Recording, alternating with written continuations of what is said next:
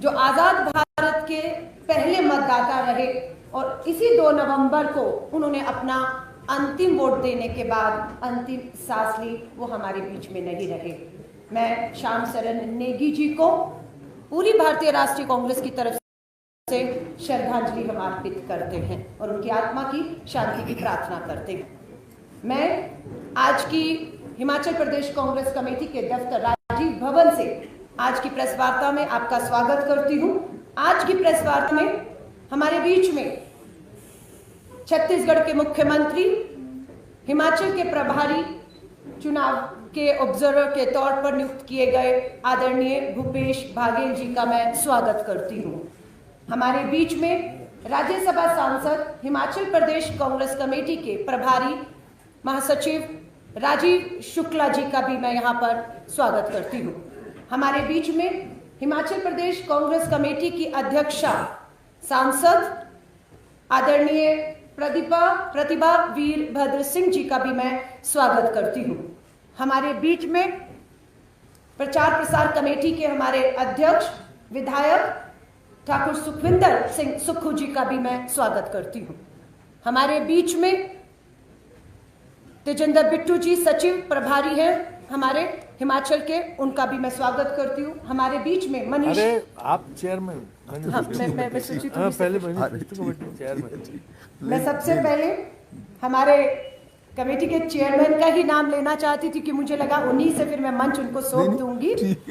हमारे विधायक कर्नल धनीराम शांडिल जी जो हमारी घोषणा पत्र समिति के अध्यक्ष हैं, उनका मैं सबसे पहले माफी चाहूंगी, स्वागत करती हूँ इस मंच की तरफ से, प्रभारी और मुख्यमंत्री सभी की तरफ से। हमारे बीच में मनीष चतरा जी वर्किंग कमेटी के हैं, हमारे बीच में विजेंद्र सिंगला जी हैं। अब मैं सीधे मंच देती हूँ हमारे आदरणीय घोषणा पत्र समिति के अध्यक्ष धनीराम शांडिल जी, आप मंच संभालिएगा। मैं पहले निवेदन करती हूं कि जो घोषणा पत्र आप और आपकी कमेटी द्वारा तैयार किया गया उसकी एक प्रति मंच पे बैठे सभी सम्मानित नेताओं को राजीव शुक्ला प्रतिभा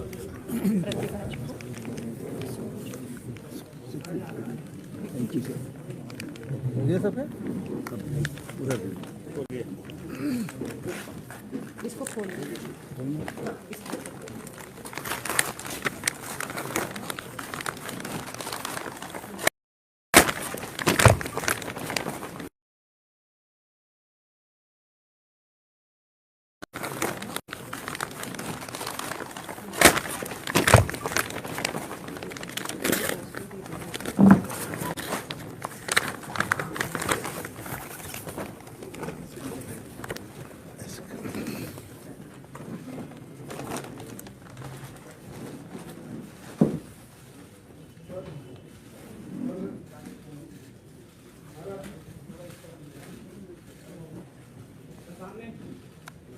दो जी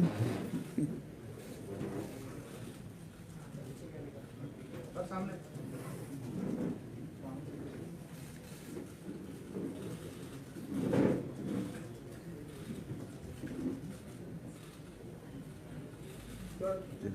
थैंक यू।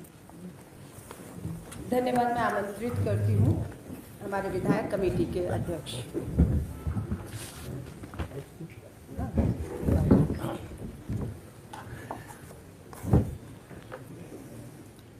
बहुत ही सम्मान के योग्य हमारे बीच माननीय मुख्यमंत्री और छत्तीसगढ़ आए हैं श्री भूपेश बघेल जी, और हमारे राज्यसभा सांसद हमारे माननीय राजीव शुक्ला जी मेरे परम सहयोगी रहे हैं पार्लियामेंट ऑफ इंडिया में, और हमारी अध्यक्षा श्रीमती प्रतिभा सिंह जी जो हमारी सांसद हैं, आदरणीय सुखविंदर सिंह सुक्खू जी, और हमारे छोटे भाई बिट्टू साहब, मेरे सहयोगी रहे मनीष चतरा, बढ़ जाएगी आवाज़, और सम्मानित मंच। सबसे पहले मैं धन्यवादी हूँ अपने शीर्ष नेतृत्व का, जिन्होंने ये सम्मान मुझे और मेरे साथियों को दिया, जिसमें भूपेश अपने बुटेल साहब हैं, हमारे उपाध्यक्ष रोहित ठाकुर जी जो संयोजक हैं, और भवानी सिंह पठानिया जो ऑनरेबल सदस्य हैं इस समिति के। हम गौरवान्वित महसूस करते हैं कि इतना महत्वपूर्ण काम जो हमें हमारे शीर्ष नेतृत्व ने सौंपा है, हमने प्रयास किया है कि किस प्रकार से इस डॉक्यूमेंट पे अपने सीनियर लीडर्स का समावेश हो, उनकी भावनाओं को समझें, और उन्होंने बहुत करीबी से जितने भी ऑनरेबल सदस्य यहाँ बैठे हैं, इन्होंने इसे करीब से पढ़ा, हमें गाइड किया। और ये डॉक्यूमेंट जो इतना महत्वपूर्ण है, ये आप सब लोगों के बीच में तब आया जब इनके निर्देशानुसार हम सभी अपने प्रदेश के उन प्रभावित क्षेत्रों में जहाँ जहाँ भी अलग अलग वर्ग थे, चाहे वो पूर्व सैनिक थे, चाहे वो हमारे युवा वर्ग थे, चाहे महिला शक्ति थी, चाहे वो हमारे बेरोजगार युवक, या जो दूसरी यहाँ की जितनी भी समस्याएं, खासकर हमारे बागवानों, किसानों और यहाँ के फूल उत्पादकों की रही, हमारे व्यापारियों की रही, हमारे उन्हीं सब कर्मचारियों की रही जिन पे हमारा प्रदेश चलता है, उन सब की भावनाओं को, उनकी आकांक्षाओं को इसमें निहित करने का, इसमें समाविष्ट करने का हमने प्रयास किया है। और जो ये महत्वपूर्ण डॉक्यूमेंट आपके सामने है, इसके कुछ एक भूमिका के रूप में अंश में पढ़ना चाहूँगा। आदरणीय साथियों, इस समय केंद्र में भारतीय जनता पार्टी की सरकार है। राज्य में पिछले 5 साल भाजपा ही सत्ता पर काबिज थी। इसीलिए केंद्र और प्रदेश के भाजपा नेता हिमाचल प्रदेश की सरकार को डबल इंजन वाली सरकार कहते रहे। केंद्र और राज्य दोनों जगह भाजपा की सरकार होने के बावजूद हमारे प्रदेश के मध्यवर्गीय उद्योगपतियों एवं आम जनता को विषम आर्थिक कठिनाइयों का सामना करना पड़ रहा है। केंद्र सरकार ने आम जनता की फिक्र किए बिना पेट्रोल, डीजल, रसोई गैस और खाने के तेल के दामों में बढ़ोतरी की है। रोटी, पराठे से लेकर आटे व ब्रेड तक सब में जीएसटी लगाकर आम आदमी का जीना दूभर कर दिया है। 2 करोड़ रोजगार हर साल देने का वादा करने वाली केंद्र की भाजपा सरकार ने ना तो अपना वादा पूरा किया और ना ही राज्य की भाजपा सरकार ने रोजगार देने का कोई उपाय किया है। इसी की वजह से देश और हिमाचल प्रदेश आर्थिक मंदी, बेरोजगारी एवं कमर तोड़ महंगाई से पीड़ित है। कोरोना काल में भाजपा की केंद्र और राज्य सरकारों की कुनीतियों के कारण अपने प्रदेश के बहुत सारे नागरिकों को अपनी जान भी गंवानी पड़ी, ये हम सबको मालूम है। राज्य में हुए पुलिस भर्ती घोटाले और केंद्र सरकार की अग्निपथ योजना के माध्यम से प्रदेश के युवाओं के साथ एक तरह का आपराधिक मजाक हुआ है। हिमाचल जैसे पर्वतीय राज्य में जहां हर घर का कोई ना कोई सदस्य भारतीय सेना में सेवारत है, उनके लिए केवल 4 वर्ष की सेना सेवा का जो ये निर्णय है, राष्ट्रहित और हमारे प्रदेश हित के विपरीत है। कुल मिलाकर भाजपा की सरकारों ने लोगों के जीवन को कठिन ही बनाया है और अपने चुनावी वादों को पूरा करने की जगह उसे चुनावी जुमला कहकर टाल दिया है। हिमाचल की जनता ने बड़ी उम्मीदों के साथ पिछले चुनाव में भाजपा को वोट दिया था। 5 साल बाद आज जनता अपने आप को ठगा हुआ महसूस कर रही है। दूसरी ओर कांग्रेस की सरकार अपने चुनावी वादे पूरी करती आई है। हाल के वर्षों में छत्तीसगढ़ और राजस्थान में कांग्रेस की सरकारों ने जिस तत्परता से अपने वादे निभाए हैं, उसने एक उम्मीद जगाई है और कांग्रेस के प्रति जनता के मन में नया विश्वास पैदा किया है। इस विश्वास को देखते हुए हमने इस बार घोषणा पत्र जारी करने से पहले हिमाचल की जनता को 10 गारंटी दी है।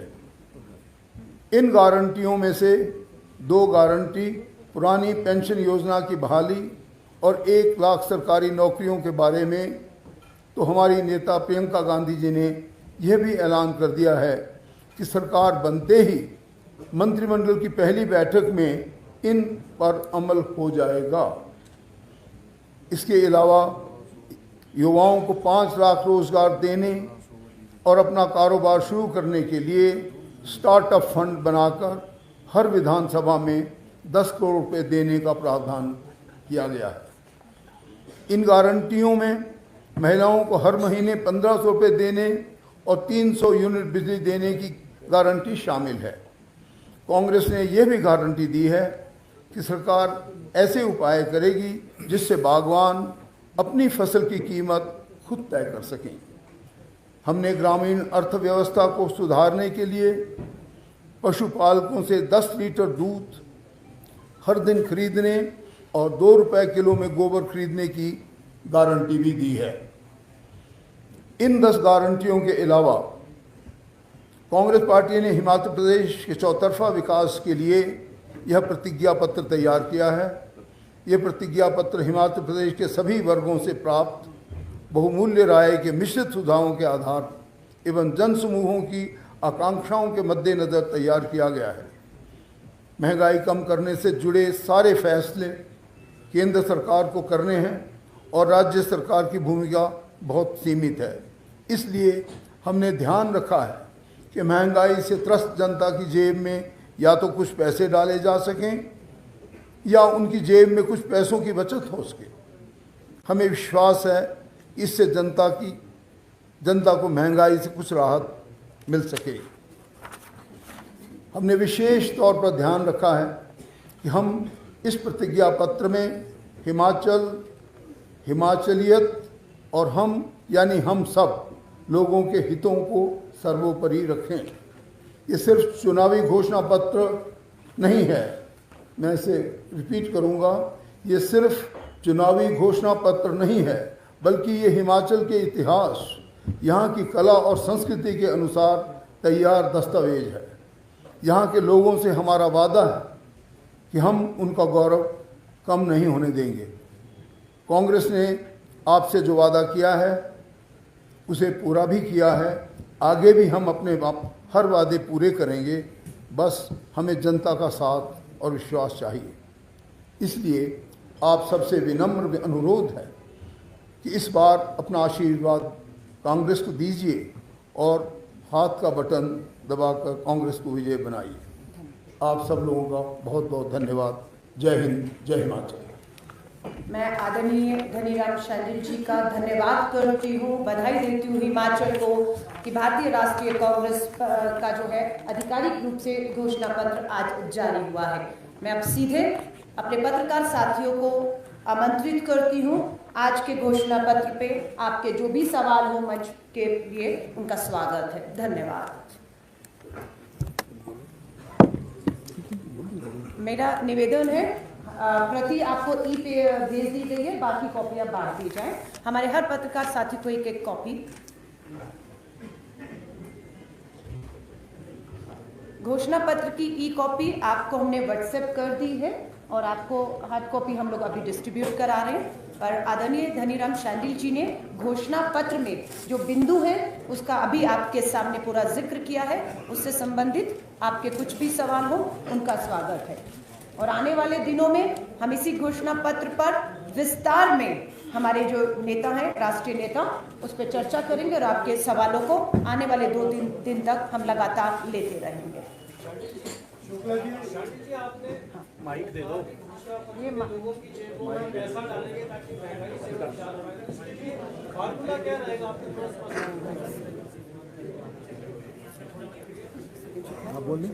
ये जो इसमें आपने देखा होगा कि इसमें हमने तमाम ऐसी बातें डाली हैं, जैसे 1500 रुपये हर महीने महिला को देना, जैसे युवाओं को नौकरी देना, युवाओं का स्टार्टअप फंड बनाना, उसमें पैसे देना, गोबर खरीदना गांव की व्यवस्था के लिए 2 रुपए, मतलब लाखों रुपए का गोबर छत्तीसगढ़ में एक एक परिवार बेच रहा है।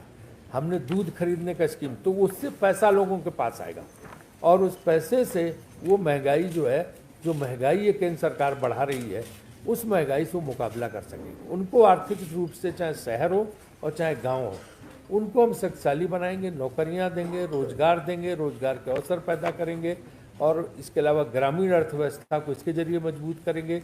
बागवान अपनी जब फसल की कीमत खुद तय करेंगे तो उनको मुनाफा होगा, किसान अपनी फसल की कीमत खुद तय करेगा, सब्जी उगाने वाले अपनी खुद तय करेंगे। तो ग्रामीण और शहर दोनों जगह जब लोगों को ज़्यादा पैसा मिलेगा तो महंगाई का मुकाबला वो कर पाएंगे, क्योंकि केंद्र सरकार तो आमादा आगे भी आप बताइए। आज मैं बता रहा हूँ कि पेट्रोल डीजल की कीमत इन चुनाव के खत्म होते देखिए कहाँ आसमान पे बढ़ाएंगे और बढ़ा देंगे कि आप उसका मुकाबला नहीं कर पाएंगे।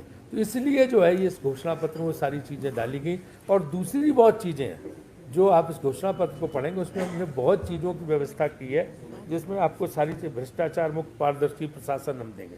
जो नौकरियों में जो है धांधली थी, पर्चे लीक हो रहे थे, उन सब की व्यवस्था के लिए कड़ाई से व्यवस्था की।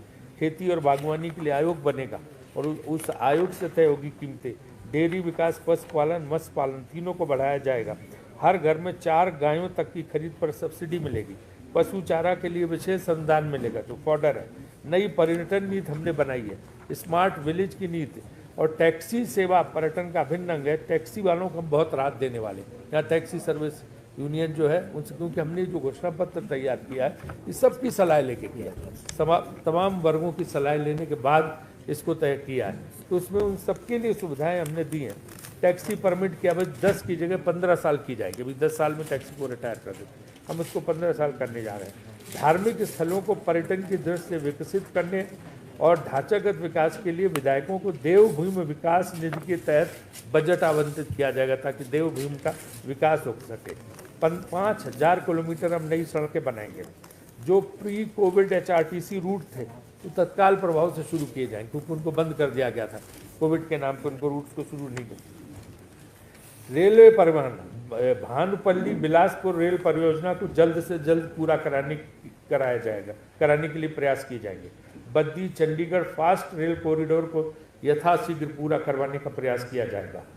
पठानकोट, जोगिंदरनगर और कालका शिमला रेल लाइनों को सुधार कर ट्रेनों की संख्या बढ़ाने का प्रयास हम कराएंगे। इसमें राज्य सरकार पूरी सहयोग देगी, केंद्र सरकार अगर इस प्रयास को करने की कोशिश करती, क्योंकि अभी तो जमीन में नहीं मिलती। जो वादे उन्होंने रेल लाइन के किए थे वो नहीं पूरे हुए और झूठा जो दे दिया, प्रधानमंत्री तक बोल गए, गलत बोल गए बेचारे, और गृह मंत्री भी वहाँ तक रेल लाइन बन गई, क्योंकि रेल लाइन वो बनी नहीं जहाँ तक उनकी घोषणा थी।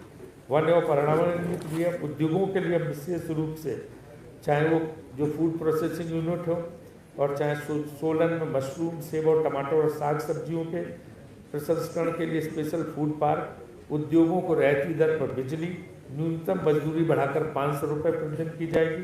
फल व सब्जियों को बाजार तक सुचारू रूप से पहुंचाकर vegetable and horticulture marketing federation का गठन किया जाएगा। नोटबंदी और कोरोना काल में बीमार हो गए बंद उद्योगों को पुनर्जीवित करने के लिए विशेष पैकेज दिया जाएगा। हर घर को 300 यूनिट बिजली मुफ्त दी जाएगी। यूनिट का हिसाब इस तरह से रखा जाएगा कि ज़्यादा खपत करने वालों को भी इस छूट का लाभ मिल सके। इससे गरीब और मध्यम वर्गीय परिवारों को प्रतिमाह कुछ बचत हो सकेगी, जिससे वो महंगाई से लड़ सकेंगे। विद्युत परियोजना से प्रभावित परिवारों को रोजगार सुनिश्चित किया जाएगा। नई विद्युत परियोजनाओं में प्रभावित परिवार के कम से कम एक सदस्य को रोजगार की 100% गारंटी दी जाएगी। ग्रामीण विकास के लिए भी हमने इसमें व्यवस्था बनाई है। शहरी विकास के लिए हमने जनसंख्या के आधार पर पार्किंग स्थल विकसित करने का जो है घोषणा की है। मनरेगा के तहत शहरी आजीविका की योजना लागू की जाएगी। जैसे मनरेगा हम गांव में देते हैं, शहरों में भी एक तरह से मनरेगा लागू करेंगे वहाँ पे, और शहरी बेरोजगारों को काम मांगने का हक मिलेगा। सभी नगर निगमों में 3 बड़े पार्क विकसित किए जाएंगे, जिसमें जॉगिंग ट्रैक और आउटडोर जिम उपकरण शामिल होंगे ताकि यूथ यहाँ का स्वस्थ रह सके। और प्रदेश के कठिन एवं दुर्गम स्थानों पर मोबाइल वैन पर राशन दुकान की योजना चलाई जाएगी। राशन दुकानों के लिए 1 टाइम लाइसेंस की व्यवस्था की जाएगी। राशन डिपो धारकों का मासिक मानदेय बढ़ाकर 20,000 रुपये किया जाएगा। और जो खनन माफिया भाजपा सरकार में चल रहा है, इस खनन माफिया को खत्म करने के लिए पूरी तरह से कड़े कदम उठाए जाएंगे। अवैध खनन में शामिल किसी भी व्यक्ति पर कड़ी धाराओं के तहत मामला दर्ज किया जाएगा और लाइसेंस रद्द कर दिया जाएगा। पानी के लिए हम रेन वाटर हार्वेस्टिंग की नई नीति बनाएंगे और जो हिमाचलियत है उसके लिए हम सारे जो है संस्कृति और परंपराएं उनका ख्याल करने के लिए उसको भी इस योजना में शामिल किया गया। जो आप पढ़ेंगे तो आपको पता चलेगा। हिमाचली भाषा के मानकीकरण की संभावना पर विचार करने के लिए भाषा विज्ञानियों की एक समिति बनाएगी। देवस्थान और तीर्थ यात्राएं, कांग्रेस सरकार सभी वरिष्ठ नागरिकों के लिए परिचारक के साथ 4 वर्ष में एक बार तीर्थ यात्रा का खर्च उठाएगी और यह तीर्थ यात्रा देश के किसी भी स्थान के लिए हो सकेगी, ये नहीं कि सिर्फ हिमाचल के अंदर। प्रदेश के मंदिरों को जीर्णोद्धार व नवीनीकरण के लिए बजट का प्रावधान करके राशि उपलब्ध कराई जाएगी। जो मंदिरों का ये है, राज्य समर्थित मंदिरों के वार्षिक अनुदान को दुगना किया जाएगा। मंदिर के पुजारियों को दिए जाने वाले मानदेय को दुगना किया जाएगा। धार्मिक पर्यटन को मजबूत बनाने के लिए पर्यटन सर्किट बनाया जाएगा और महंगाई से निपटने के लिए लोगों की जेबों में पैसा डालने का काम करेंगे। पुरानी पेंशन योजना हम लागू करेंगे, ओपीएस जिसे बोलते हैं। ये तो पहली कैबिनेट में हो जाएगा। प्रियंका जी ने स्वयं घोषणा की है 1500 रुपये प्रतिमाह महिलाओं को देंगे और 300 यूनिट बिजली मुफ्त देकर हम लोगों की जेब में पैसा डालने का काम करेंगे। सामाजिक सुरक्षा पेंशन के लिए विधवा, 40% से अधिक विकलांग, एकल नारी और सहायक श्रेणी में आने वाली महिलाओं को हर प्रकार की आय सीमा में छूट दी जाएगी। जो 1500 रुपये पैसे दिए जाएंगे उनको। खेलकूद के लिए हम युवा आयोग का गठन करेंगे और नौकरियों को हमने बताया आपको कि सरकार मंत्री कैबिनेट की पहली मीटिंग में 1 लाख सरकारी नौकरी देंगे। प्रदेश में कुल 5 लाख युवाओं को रोजगार दिलवाया जाएगा। हर विधानसभा में 10 करोड़ यानी 680 करोड़ का बिना ब्याज के लोन मिलेगा युवाओं को अपना स्टार्टअप शुरू करने के लिए। एक भर्ती विधान तैयार किया जाएगा, ये बड़ा इंपॉर्टेंट है। एक भर्ती विधान तैयार किया जाएगा जिसमें किसी नौकरी के लिए विज्ञापन जारी होने के 6 महीनों के भीतर नियुक्तियां देना अनिवार्य हो जाएगा। ये नहीं कि आप लटका के रखते रहें, 6 महीने के अंदर आपको नौकरी देनी पड़ेगी अगर आपने विज्ञापन जारी कर दिया। प्रदेश के निजी उद्योगों में 80% हिमाचल के युवाओं को रोजगार उपलब्ध करवाने की नीति को प्रभावी रूप से लागू किया जाएगा। 80% हिमाचल के लोगों को नौकरी मिलेगी। विभागों, निगमों, बोर्डों में तैनात आउटसोर्स कर्मचारियों के लिए अलग से नीति बनाई जाएगी। मनरेगा के तहत कार्य दिवस बढ़ाकर 150 दिन किए जाएंगे।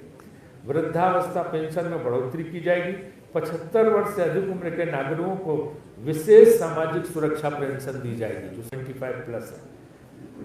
और इसके अलावा जो है सरकार के गठन के तुरंत बाद मंत्रिमंडल की पहली बैठक में ओपीएस लागू किया जाएगा, पुरानी पेंशन व्यवस्था।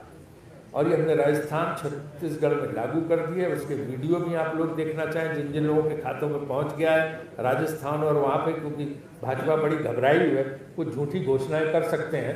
लागू वागू तो कहीं करेंगे नहीं, ना उन्होंने किया है, लेकिन वो झूठी घोषणाएं कर सकते हैं। तो उसकी काट के लिए हमने पहले से हमारे सारे वीडियो आ गए राजस्थान और छत्तीसगढ़ के कि कैसे खातों में लोगों के पैसे पहुँच चुके हैं ओपीएस के जरिए, जो हमने वहाँ पर लागू कर दिया। वहाँ पर कर्मचारियों को दे एरियर्स का निश्चित समयावधि में भुगतान सुनिश्चित किया जाएगा। आउटसोर्स कर्मचारियों के लिए नई पारदर्शी नीति बनाई जाएगी। संविदा या कॉन्ट्रैक्ट कर्मचारियों को नियमित भर्ती में बोनस अंक देकर प्राथमिकता दी जाएगी, क्योंकि जो कॉन्ट्रैक्ट में उनको हम बोनस पॉइंट देंगे ताकि वो पहली प्रायोरिटी उनको मिले नौकरियों में। कर्मचारियों के वेतन भत्तों की बढ़ोतरी व पदोन्नति को समयबद्ध तरीके से लागू किया जाएगा। पुलिस की समस्त कॉन्ट्रैक्ट नियुक्तियां 8 वर्ष की जगह 2 वर्ष में नियमित कर दी जाएंगी। अभी 8 वर्ष तक की कॉन्ट्रैक्ट पे रखते हैं पुलिस की नियुक्तियां, हम 2 वर्ष में रेगुलराइज सर्विसेज को कर देंगे। पंजाब पैटर्न पर पेंशन और सुविधाएं दी जाएंगी। मूल पेंशन में 5, 10 और 15% भत्ते को शामिल करने की मांग को पूरा किया जाएगा। हिमाचल प्रदेश में तकरीबन 1,65,000 पेंशन भोगी हैं और उनकी कई मांगों पर पिछले 5 वर्षों में विचार नहीं किया गया। कांग्रेस सरकार एक उच्च स्तरीय कमेटी का गठन कर उनकी मांगों पर विचार करेगी और कमेटी की सिफारिशों को प्राथमिकता से लागू किया जाएगा। सेवानिवृत्त सैनिक और अर्धसैनिक बल कैंटीन की सुविधाओं में विस्तार करने के लिए निःशुल्क भूमि उपलब्ध कराई जाएगी, जो उनके लिए कैंटीन बनेगी। सेवारत रक्षा और अर्धसैनिक कर्मियों के लिए बंदूक लाइसेंस के नवीनीकरण पर 50% की छूट दी जाएगी गन लाइसेंस पे, आप लोगों के लिए नहीं है। जो सशस्त्र बलों अर्धसैनिक बलों के सेवारत जवानों को 2 साल के ब्लॉक में एक बार हिमाचल पर्यटन के होटलों और रिजॉर्ट में 50% की छूट दी जाएगी। पुलिस कर्मचारियों को 13वें महीने का अतिरिक्त वेतन नए वेतनमान के आधार पर दिया जाएगा। तीसरे में 1 महीने के 7 साल में 1 महीने का अतिरिक्त वेतन। पुलिस कर्मियों के राशन केवल 27% है, इससे बढ़ाया जाएगा और पड़ोसी राज्यों के समकक्ष लाया जाएगा। पत्रकार आप लोगों का विषम परिस्थितियों में पत्रकारों की सहायता के लिए जनसंपर्क विभाग में एक पत्रकार राहत कोष की स्थापना की जाएगी। इसमें स्वयं पत्रकार और उनके सगे संबंधियों को 2 लाख रुपयों तक की सहायता मिल सकेगी। सेवानिवृत्त पत्रकारों के लिए पेंशन योजना लागू की जाएगी। जो रिटायर्ड जर्नलिस्ट हैं उनके लिए पेंशन स्कीम लाए हैं, उनके लिए पेंशन स्कीम लागू की जाएगी रिटायर्ड जर्नलिस्ट के लिए। स्वास्थ्य जिस दिन आपके दफ्तर आपको रिटायर करना ये तो आपके ऑफिस पे है, कब रिटायर करता आपका ऑफिस है ना। स्वास्थ्य सेवा थोड़े रह गया है, इसकी पूरे पढ़ देते ताकि ये सैलिएंट फीचर है, मुख्य पॉइंट। स्वास्थ्य हिमाचल में हर बार अस्पतालों तक पहुंचना संभव नहीं हो पाता, इसलिए दूर दराज के इलाकों तक कांग्रेस सरकार मोबाइल क्लिनिक सुविधा शुरू करेगी। सभी HSC, PSC, CHC में स्टाफ, डॉक्टर और पैरामेडिकल स्टाफ की भर्ती की जाएगी ताकि सभी संस्थानों को स्वतंत्र रूप से चलाया जा सके। प्रदेश के अन्य बड़े जिलों में मेडिकल कॉलेज की स्थापना की जाएगी और MCI के माध्यम से मेडिकल कॉलेजों की सीटें भी बढ़ाई जाएंगी। डॉक्टरों की भर्ती WHO विश्व स्वास्थ्य संगठन के मापदंड के अनुरूप और वॉक इन इंटरव्यू के आधार पर नियुक्तियों को जारी रखा जाएगा, जिससे स्वास्थ्य क्षेत्र में डॉक्टरों की कमी न हो। IGMC व टांडा मेडिकल कॉलेज में किडनी ट्रांसप्लांट की सुविधा स्थापित की जाएगी। IGMC में प्राथमिकता के आधार पर पार्किंग स्थल का निर्माण कराया जाएगा। शिक्षा प्रणाली, हर निर्वाचन क्षेत्र में 4 अंग्रेजी माध्यम स्कूल खोले जाएंगे। सभी स्तर के स्कूल में 5000 से अधिक शिक्षकों के पद रिक्त हैं, इन्हें प्राथमिकता के आधार पर भरा जाएगा। 2000 से अधिक स्कूलों में केवल एक ही शिक्षक है। RTI मानकों के अनुसार छात्र शिक्षक अनुपात को ध्यान में रखकर शिक्षकों की पद स्थापना नियुक्ति होगी। 1785 स्कूलों में केवल 10 छात्र। युक्तियुक्तिकरण द्वारा इन स्कूलों में छात्रों की संख्या बढ़ाई जाएगी। निजी शिक्षण संस्थानों में फीस को नियंत्रित किया जाएगा और समाज के पिछड़े वर्गों की फीस में कमी की जाएगी।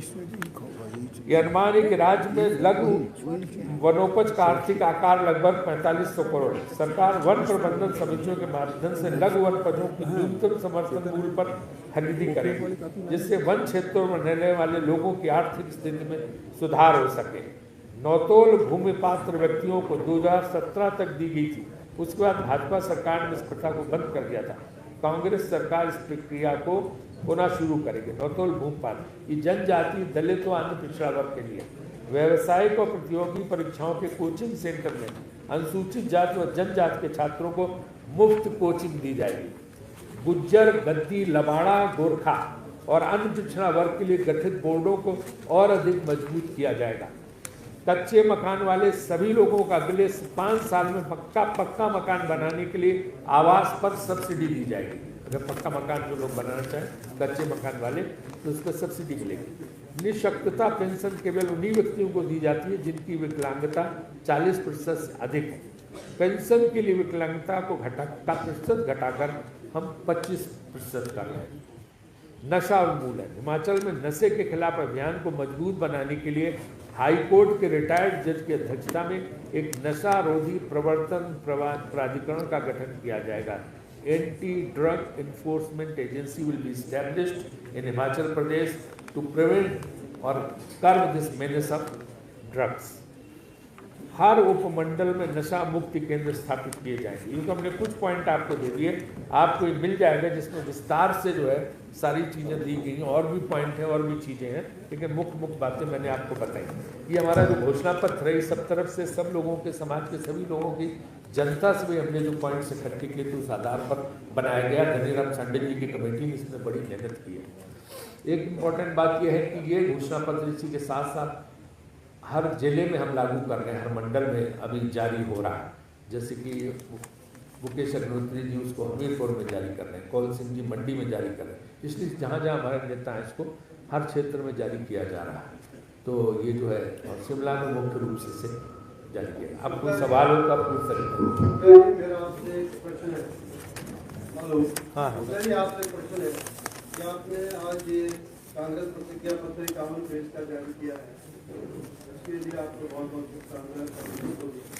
लेकिन विडम्बना है, सॉरी टू से मुझे ये कहना पड़ रहा है कि सब कुछ आपने कर दिया, लेकिन क्या हिमाचल की जनता को, मतदाताओं को अपने नेता जानने का अधिकार नहीं है कि किसके नेतृत्व में चुनाव लड़ा जाए? जब मुख्यमंत्री की बात आती है तो आप कहते हैं कि हमारी पार्टी है, तो जनता क्या है, उन्हें नहीं जानने का अधिकार? देखिए, हम सामूहिक नेतृत्व पे चुनाव लड़ रहे हैं और कई राज्यों में लड़ा। मध्य प्रदेश में हम सामूहिक नेतृत्व पे लड़े, हमें विजय हासिल हुई। राजस्थान में सामूहिक नेतृत्व में था, हमें विजय हासिल हुई। छत्तीसगढ़ में सामूहिक नेतृत्व में था और हमें विजय हासिल हुई। इसका विधायकों ने और हाईकमान ने विधायकों से विचार विमर्श करके वहाँ मुख्यमंत्री को बनाया। उसी तरह से ये जो है हिमाचल प्रदेश में ही होगा। और आप जिनकी बात कर रहे हैं कि कोई मुख्यमंत्री घोषित करके कर रहा है, तो अभी मैं एक केंद्रीय मंत्री के स्टेटमेंट पढ़ रहा था बीजेपी के, वो तो चुनाव के बाद देखेंगे कि हाईकमान तय करेंगे कौन मुख्यमंत्री होगा। तो कन्फ्यूजन सवाल उनसे मेरे ख्याल से आपसे अनुरोध है, पूछिए बजाय हमसे। Yes, sir. हाँ, Rajiv said this side with lot of HDC. promises made on this manifesto. I would like to know while the manifesto starting on the resource mobilization, Congress is very critical for the BJP getting loans and आपका जो debt burden बढ़ गया है, but your manifesto is very silent on that. no, BJP is raising this issue of 70,000 crores loan on the state. We will try to reduce that loan. And you know, everything is a revenue model. I will cite an example to you. This 2 rupees kg cow dung. Should I tell you the whole story? The Chhattisgarh government is making money out of it. 2 रुपए kilo में गोबर खरीदते हैं गांव वालों से, उनको लाखों रुपया मिलता है गांव वालों को। वो घर में बैठे हैं और अपने आप छुट्टा जानवर जो है वो कहीं नहीं सड़कों पर रहते हैं। लोग अब घरों में रखने लगे हैं क्योंकि दूध नहीं देते, लेकिन गोबर से उनकी आमदनी हो रही है और उस गोबर से वर्मी कंपोस्ट बनाते हैं और कई गुना ज़्यादा दाम पे उसको बेचते हैं। तो छत्तीसगढ़ सरकार उससे पैसा कमा रही है।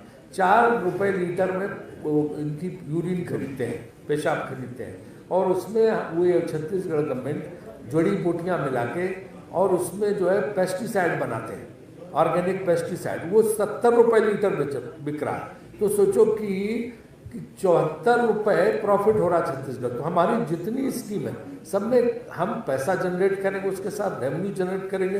टूरिज्म से बहुत पैसा हिमाचल प्रदेश में आने वाला है। जो हम टूरिज्म सर्किट बनाने जा रहे हैं उससे अनाप शनाप पैसा हिमाचल प्रदेश को मिलेगा। इन्होंने तो कुछ किया ही नहीं ना इंफ्रास्ट्रक्चर डेवलप किया, न कोई काम किया। तो कांग्रेस हमेशा, मैं तो देश का योजना मंत्री रहा हूँ कि किस तरह से किन स्कीम्स में कितना पैसा पड़ा हुआ जो हम ला सकते हैं। तो भारत सरकार में हमारा बहुत पैसा पड़ा हुआ और हम अभी हिमाचल सरकार ने फिर और सोना लोन ले लिया क्योंकि तो लोन बढ़ाते जा रहे हैं आपके ऊपर। हमारा जो है कि एक तरफ हम जनता को राहत देंगे, दूसरी तरफ रेवेन्यू जनरेट करने के लिए भी हमने सारे प्रावधान किए हुए। तो कोई किसी किस्म का जो फाइनेंशियल इम्बैलेंस है, आर्थिक असंतुलन, वो पैदा नहीं होगा।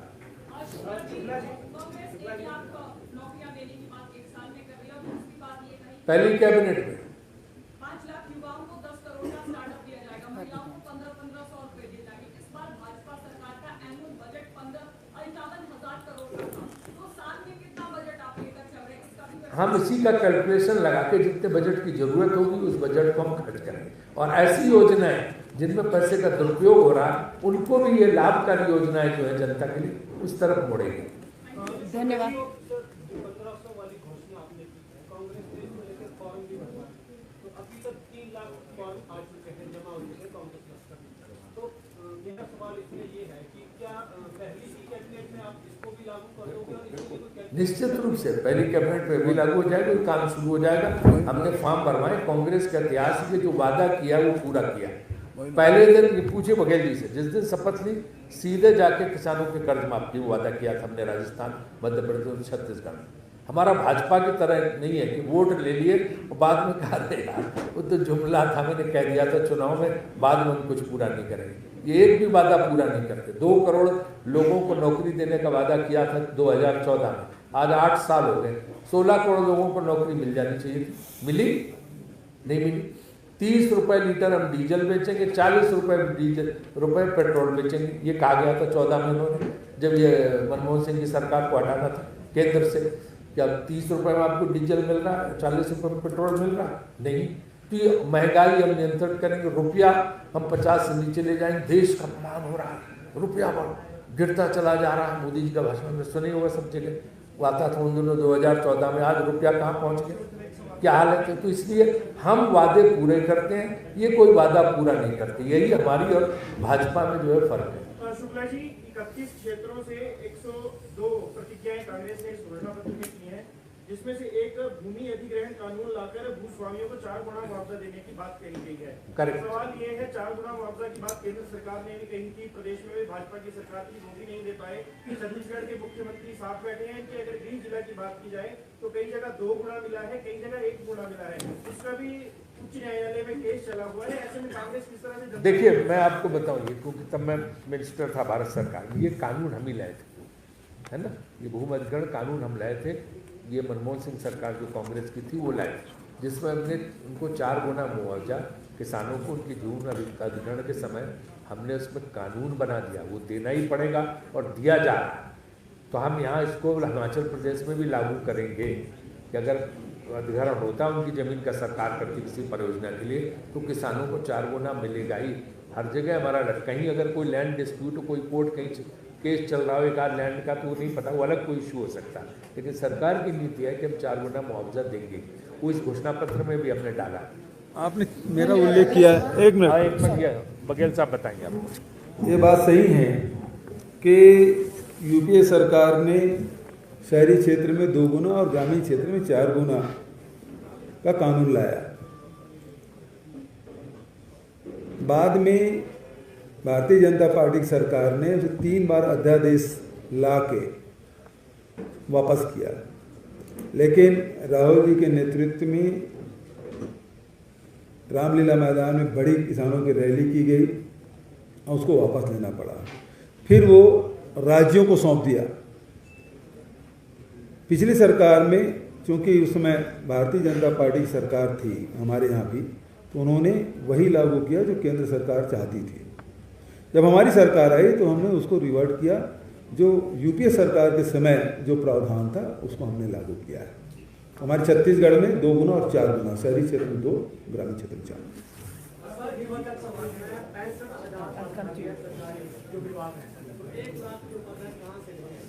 और रिक्त नहीं होगा क्या?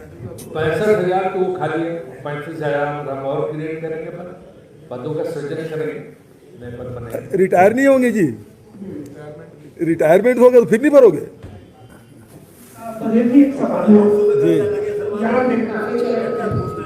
जी। सर, अभी आप यहाँ मौजूद हैं और ओल्ड पेंशन का स्पेसिफिक सवाल है। छत्तीसगढ़ सरकार ने जो इसको लागू किया है, मैं 2 चीजों पर थोड़ी क्लैरिटी चाहता हूँ, क्योंकि यहाँ ये चुनाव प्रचार में भी बातें उठेंगी, तो बेहतर है अभी क्लैरिटी हो जाए। जो एनपीएस का कंट्रीब्यूशन है छत्तीसगढ़ का भारत सरकार के पास, या जो जहां मार्केट में लगा हुआ, वो कितना है अभी एग्जैक्ट? और भारत सरकार से आपको रिप्लाई आया है कि नहीं, आपने जब कहा कि वापस देना? बहुत अच्छा सवाल, मैं स्वागत करता हूँ। और पहले मैं क्षमा चाहूँगा, जब आपसे मैंने बात की तो उस समय आप सबका स्वागत नहीं कर पाया था। पूरे डायस में बैठे सभी हमारे नेताओं का मैं स्वागत करता हूँ, विशेष रूप से धनीराम जी का, जिन्होंने ये हमारे घोषणा पत्र लॉन्च किया, उस समिति के अध्यक्ष हैं, और तमाम सभी नेतागण। मैं वक्त जाया नहीं करते हुए सभी पत्रकार साथियों का स्वागत करता हूँ। आपने बहुत अच्छा सवाल पूछा, और उस पहली बात तो ये है कि वो राशि 17,000 करोड़ है, जो राज्य सरकार और छत्तीसगढ़ के 3 लाख कर्मचारी अधिकारी हैं, उसकी राशि भारत सरकार के पास 17,000 करोड़ रुपये जमा है। भारत सरकार को हमने पत्र लिखा कि वो पैसा, चूँकि हमने ओल्ड पेंशन स्कीम लागू कर दिया, वो पैसा हमें राज्य वापस भेज दे। उन्होंने पैसा वापस करने से इनकार किया है, लेकिन कारण उन्होंने नहीं बताया है। कारण तो बताने होंगे, हम फिर से पत्राचार करेंगे। पैसे तो कर्मचारियों के साथ व्यक्तिगत रूप से उनका एग्रीमेंट हुआ है और उसी एग्रीमेंट के तहत राजस्थान में पैसा वापस वो अपना पैसा निकालना शुरू कर दिए।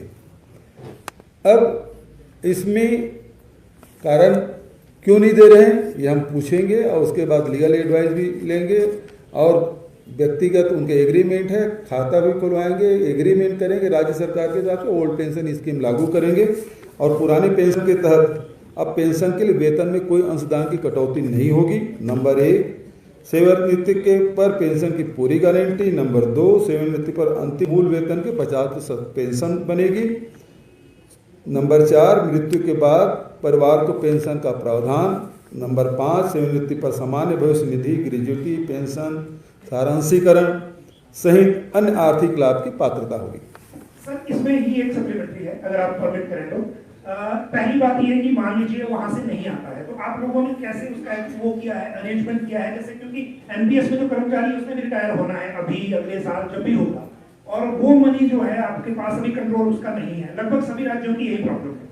तो बैकअप प्लान क्या है छत्तीसगढ़ का? देखिए, दूसरा जो एग्रीमेंट किया है सर, जब एग्रीमेंट हुआ होगा आपकी सरकार ने, तो उस वक्त एग्रीमेंट किसने किया था और उसमें क्या क्लॉज है विड्रॉल का? देखिए, सबसे पहली बात तो ये है कि ये व्यक्तिगत जो खाते धारक हैं, जो कर्मचारी है, अधिकारी है, उनके साथ एग्रीमेंट है, वो पैसा तो कभी निकाल सकते हैं और पैसा निकाल के राज्य सरकार के साथ तो खाते में जमा कर सकते हैं, उसको रोक नहीं सकता कोई। और आगे से कटौती बंद होगी, जो काटा जाता था उनका, और जो काटा जाता था वो बंद हो जाएगा। ओल्ड पेंशन स्कीम का राज्य सरकार देगी उसको, जो पुराना ओल्ड पेंशन स्कीम है उसके तहत दिया जाएगा। तो ये बहुत ज़्यादा दिन तक रोक नहीं सकते। यदि इंडिविजुअल खाता में है, मेरे खाते में पैसा है, तो उसको तो मैं निकाल सकता हूँ जितने राशि, उसको रोक नहीं सकता, चाहे राज्य सरकार हो या केंद्र सरकार। अब उसमें लीगल हम लोग ले रहे हैं, लीगल एडवाइस भी ले रहे हैं और भारत सरकार से फिर पत्र लिखेंगे कि आपने पैसा नहीं देने की बात कही है, लेकिन क्यों नहीं देंगे आप, वो कारण आपने नहीं बताया है। तो बहुत सारी बातें हैं। केंद्र सरकार, जैसे हमारे छत्तीसगढ़ में 2500 रुपये में धान खरीदी करने का फैसला लिया, राहुल गांधी घोषणा की, 1 साल तो हमने दिया, उसके बाद दूसरे साल रोक लगा दिया। क्योंकि ये बोनस है, इसलिए आप यदि इस बोनस देंगे तो आपके चावल को हम एफसीआई में नहीं खरीदी करेंगे।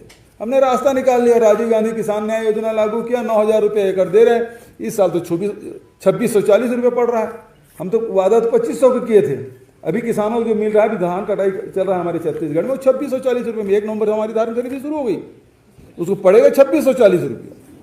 तो हम घाटा नहीं होने देंगे। दूसरी बात यह है, जो अर्थव्यवस्था के बारे में सवाल कर रहे थे, आज स्थिति क्या है, जीएसटी आप दूध में, अंडा में, ब्रेड में, आटा में, सब में लगा दिए, पेट्रोल डीजल में थे ही, रसोई गैस में थे, लोगों की क्रय शक्ति का आपने कम कर दिया है।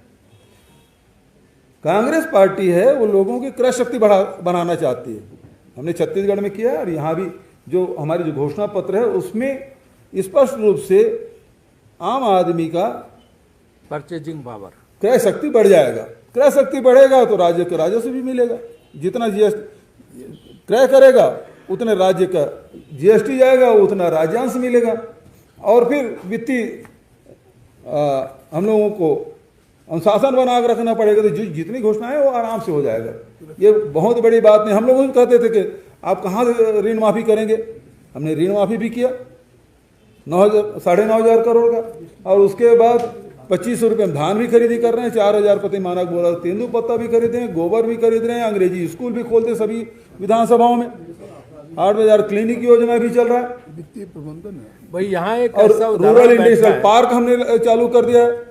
अभी मैं 600 करोड़ रुपये रिलीज करके आया, 2 अक्टूबर को सब जगह भूमि पूजन करके आया हूँ, सभी 90 विधानसभा में, 90 विधानसभा में 146 हमारे ब्लॉक हैं, तो उसमें 300 जगह 2-2 करोड़ रुपये के भूमि पूजन करके आए हैं। रूरल इंडस्ट्रियल पार्क की जो आपने कहा ना कि यहाँ के नौजवानों को देंगे, तो वो उस प्रकार की योजना हमने लागू कर दिया है। और फिर इनके शासित राज्यों की स्थिति क्या है, जैसे अभी कहा ना कि ये तो लोन ले रहे हैं, यहाँ 4 बार हो गए लोन लेते हैं। मध्य प्रदेश में 4000 करोड़ का लोन ले चुके हैं अभी तक के, छत्तीसगढ़ में हमने अभी तक नहीं लिया है, छत्तीसगढ़ में हमने लोन नहीं लिया है। और इनके शासित जब डबल इंजन है तब वहाँ लोन लिया जा रहा है, और जहाँ कांग्रेस की सरकार है हम अभी तक लोन नहीं लिए हैं। ये डबल इंजन नहीं, ट्रबल इंजन है। देखिए ऐसा ना, सुनिए मैं आपको बताऊं, आप ये सोचेंगे कि हमने बघेल साहब से क्यों घोषणा पत्र लागू कराया। इसलिए लागू कराया कि इनकी क्रेडिबिलिटी है, इनकी साख है। आपके सामने एक ऐसा मुख्यमंत्री हमने पेश किया है जिसने सारी घोषणाएं लागू करके दिखाया और बिना वित्तीय घाटे के अनुशासन को बनाए रखते हुए छत्तीसगढ़, ये उदाहरण है, एग्जाम्पल है। इसलिए आपके सामने हमने इनसे, तो इसका मतलब कि ये जो घोषणा पत्र उन्होंने जारी किया कि हिमाचल में भी लागू होगा, जितनी घोषणाएं थी छत्तीसगढ़ में लागू है। एक सफल मुख्यमंत्री ये हैं, और इसलिए आप लोगों को भरोसा रखना चाहिए, विश्वास रखना चाहिए कि कांग्रेस ये सारे वादे पूरे करेगी, क्योंकि छत्तीसगढ़ में पूरा किया, राजस्थान में पूरा किया हमने वादों को, यहाँ भी करेंगे। हम भाजपा की तरह नहीं कि वादे करें और बाद में मुकर जाएं, सिर्फ चुनाव में वोट ले लें, उसके बाद 12 तारीख के बाद नमस्कार, आपसे कोई मतलब नहीं, हम कोई काम नहीं करेंगे, ये हमारा नहीं। शर्मा जी। बघेल साहब, मेरा सवाल ये है कि बीजेपी के नेता कई आरोप लगा रहे हैं कि बघेल साहब और राजस्थान के मुख्यमंत्री प्रधानमंत्री के सामने यूपीएस को लेकर गिड़गिड़ा रहे हैं कि घोषणा हमने कर दी, अब लागू नहीं हो पा रहा। इस बात खाते में चला गया सर। जयराम रमेश जी नीति आयोग की बैठक के बाद वो बयान दिए थे, मुझे जहाँ तक याद है। उसके बाद मैं समझता हूँ जयराम ठाकुर क्षमा चाहूँगा। जयराम ठाकुर जी यहाँ के जो मुख्यमंत्री हैं, अब तो जाने वाले हैं कुछ दिनों बाद, उन्होंने ये बयान दिया था। नीति आयोग की बैठक हुई थी, प्रधानमंत्री जी उसमें बैठक लिए थे, और हमारे छत्तीसगढ़ की योजनाओं को उन्होंने प्रशंसा भी की, खासकर जो गोबर खरीदी और गौमूत्र खरीदी योजना का। राजस्थान के मुख्यमंत्री ने सीधा वो पैसा मांग लिया, उसका जवाब तो कुछ दिया नहीं, बाहर में आके ठाकुर साहब बयान दे रहे हैं। ये राज्य के और वहाँ के कर्मचारी अधिकारियों का अधिकार है, और राज्यों को भी ये अधिकार है कि वो पेंशन योजना लागू कर सके, और हमने लागू किया है। आज नहीं तो कल, नहीं तो परसों उस पैसा को देना ही पड़ेगा, रोक नहीं सकते। जैसे हमने राजीव गांधी किसान, हमको 25 रुपये देने से मना किया ना धान खरीदने के लिए, हमने रास्ता निकाला। आज छत्तीसगढ़ में पूछ लीजिए, 9,000 रुपये एकड़ मिल रहा है। अभी तक 3 की दीपावली के पहले 17 अक्टूबर को 2,000 करोड़ रुपया राजीव गांधी किसान न्याय योजना, गोधन न्याय योजना, भूमि श्रमिक न्याय योजना, इन सारी योजनाओं को 2,000 करोड़ रुपये बांट के आया था मैं यहाँ प्रचार करने। धन्यवाद।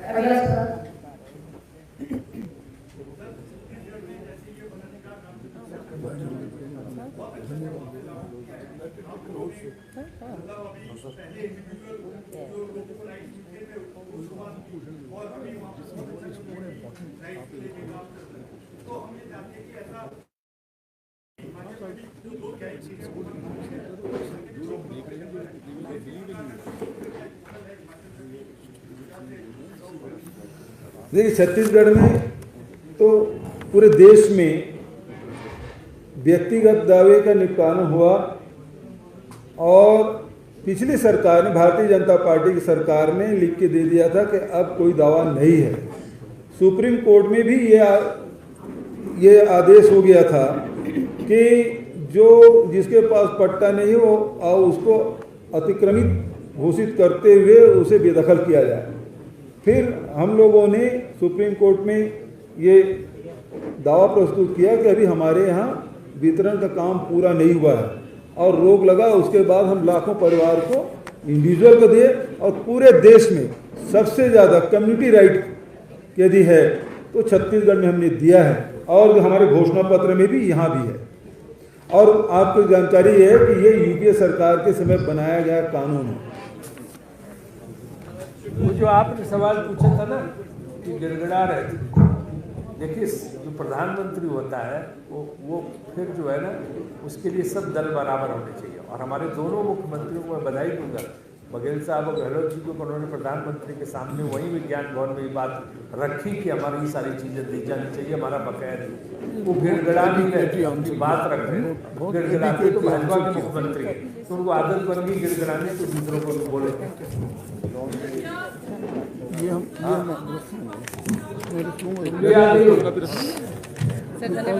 आपने बड़ा अच्छा वित्तीय प्रबंधन किया जो हमें स्टूडेंट इकोनॉमिक्स नहीं, यहाँ सीधा हमारा मुकाबला भाजपा और कांग्रेस का है। इसमें कांग्रेस भारी पड़ रही है, भाजपा काफी नीचे है।